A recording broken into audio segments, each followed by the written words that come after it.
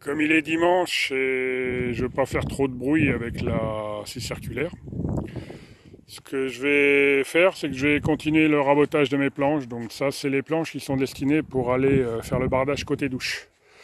Donc je vais raboter l'intérieur de la même manière que le toit pour les mêmes raisons, c'est-à-dire pour éviter les projections d'eau.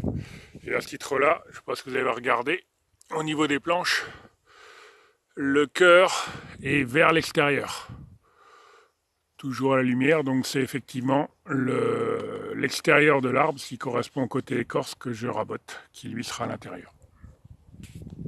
Donc c'est parti pour la petite soirée de rabotage. Donc j'utilise un rabot Stanley numéro 3.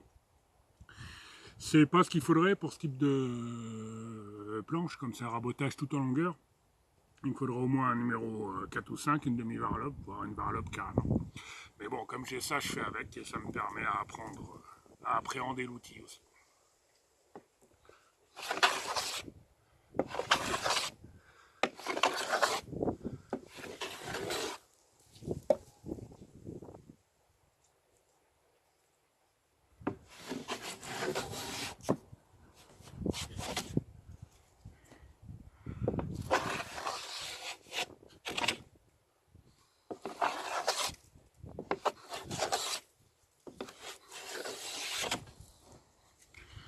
Donc il fait quand même des rabots des copeaux assez intéressants.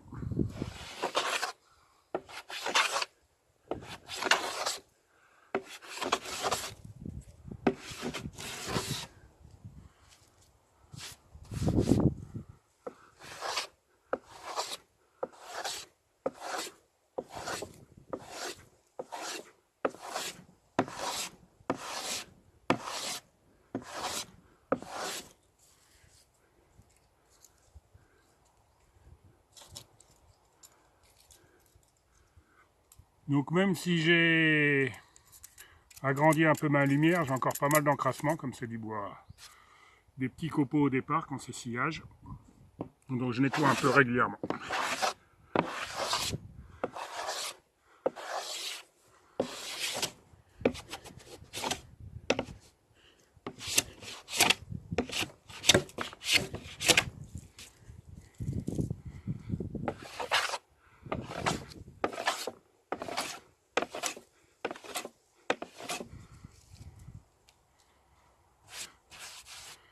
Donc voilà le début du rabotage. On voit qu'il y a des parties qui se rabotent tout de suite et des parties plus en sillage qui ont plus de mal, donc il va falloir faire effectivement un peu plus profondément. Allez, on va continuer comme ça ce soir et on finira le bardage demain. Le rabot commence à accrocher, donc je pense qu'il est grand temps d'un bon affûtage, parce que comme il a fait la colle et tout, ça a dû l'abîmer un peu. Donc je l'ai démonté, j'ai enlevé le contrefer, j'ai juste sorti la lame. Donc j'utilise un petit guide. Contrairement à certains guides comme le Veritas, j'ai pas la longueur pour avoir l'angle, etc. Donc sur la boîte, il y a juste les indications. Donc pour ça, j'utilise juste mon réglé pour mettre. Donc là, pour un angle à 30 degrés, c'est 50 mm. Et ça permet de le mettre. Pour l'affûtage, j'ai longtemps fait avec du papier de verre. Mais maintenant, j'ai investi dans 3 pierres. Donc je ne sais plus les grains, mais globalement, ça marche bien.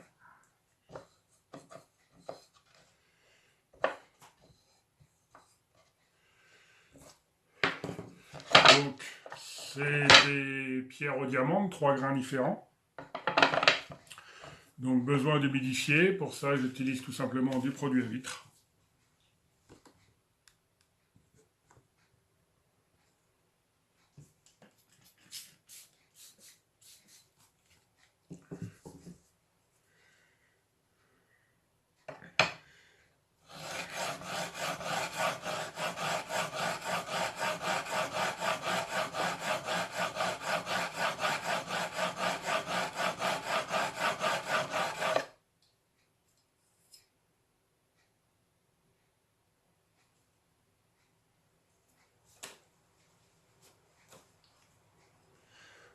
C'est un grain un peu plus gros, un peu plus fin.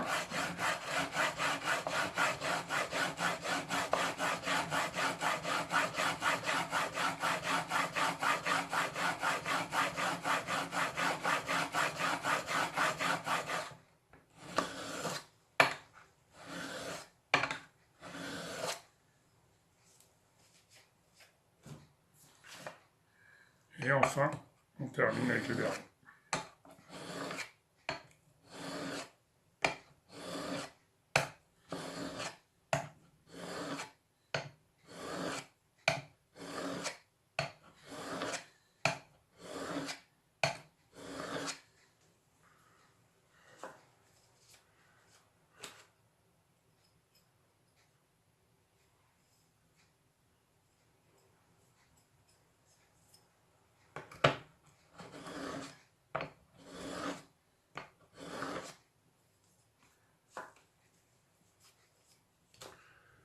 Une fois que ça c'est fait, je démonte. Je donne juste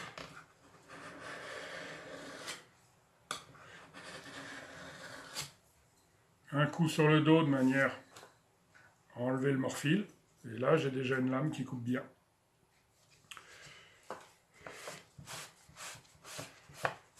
J'essuie tout ça et je peux ranger.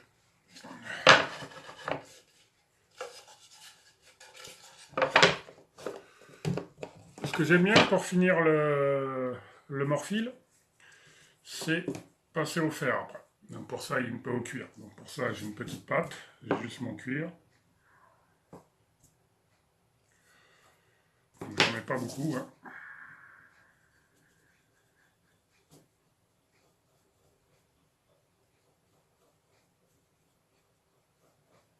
Donc de départ, j'égalise. Et après, je tire.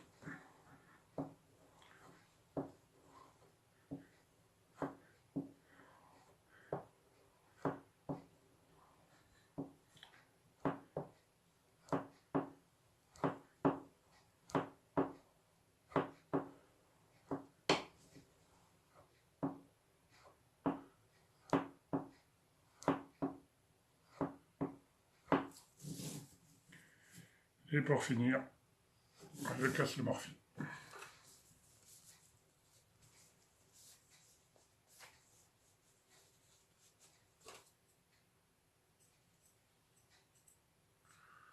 Donc là, on se retrouve avec une lame. C'est pas un affûtage complet, hein, c'est juste un petit entretien.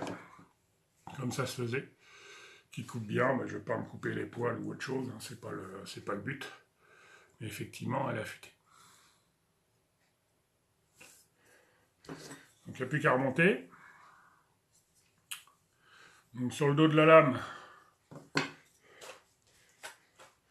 vient s'appuyer le contrefer.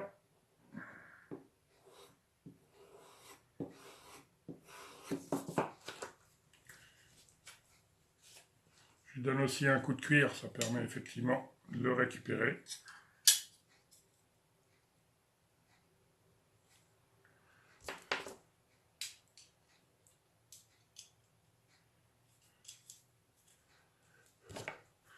Donc là, pour le rabot, le seul outil qu'il y a besoin, c'est d'un gros tournevis.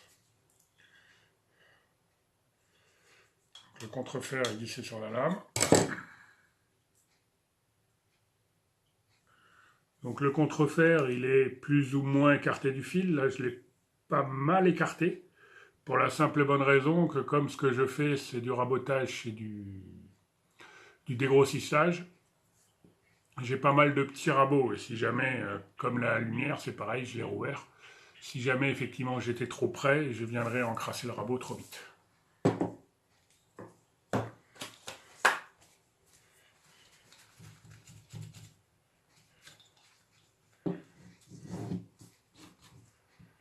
Je nettoie bien l'assise et je viens remettre la lame tout simplement.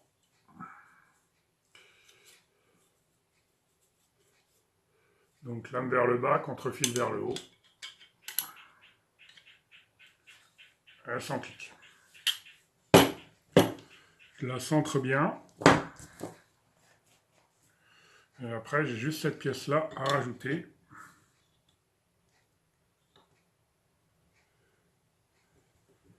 Et là, je verrouille. Et après, mon bord noir avec un œil.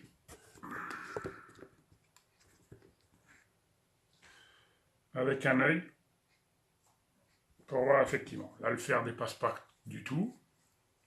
Donc molette derrière, on visse pour faire sortir la lame.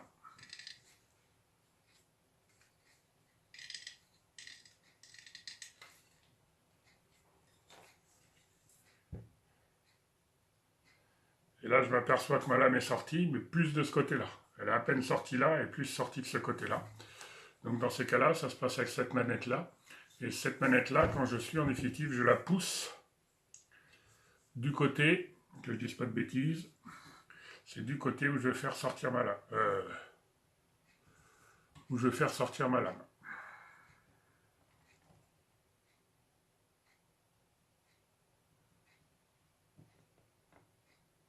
Non, c'est l'inverse. Je la pousse du côté où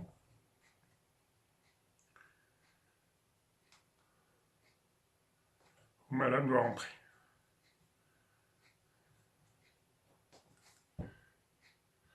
Donc là, ça passe impeccable. On va retourner voir ce que ça donne. Donc c'était bien ça. Donc toujours penser, hein, quand vous bricolez avec des outils à main, hein, que c'est valable également pour les ciseaux à bois. Avoir effectivement le petit nécessaire d'affûtage. Là c'est juste un entretien, un petit coup, ça prend 5 minutes et ça change la vie.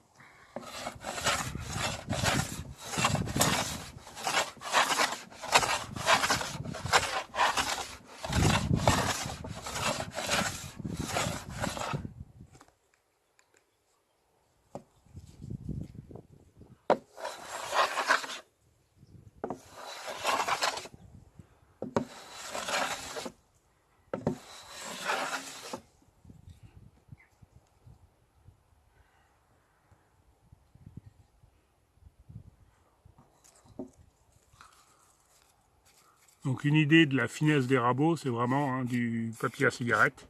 C'est ce que je cherche effectivement comme je fais une étape surface. Vous voyez la différence entre avant et après l'affûtage. Avant l'affûtage, le plus fin que je pouvais faire, c'était ça. Maintenant, c'est ça. Difficile de voir la différence, mais c'est 3 fois plus fin. Alors on va rester là pour aujourd'hui.